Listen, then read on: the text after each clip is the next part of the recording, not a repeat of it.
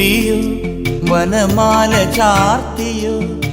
ഗോപനന്ദനൻ മായ കാട്ടി നിന്നുവോ കൃഷ്ണഗാഥയായി ഇന്നിന്റെ മാനസം നിന്റെ പാദരേണു ചൂടി ധന്യയായി ഞാൻ യമുനാ തടത്തിലും വൃന്ദാവനത്തിലും രസരാസലാസ്യമാടി വന്ന രാധയല്ലേ ഞാൻ പ്രിയരാധയല്ലേ ഞാൻ കണ്ടു ഞാൻ കണ്ണനെ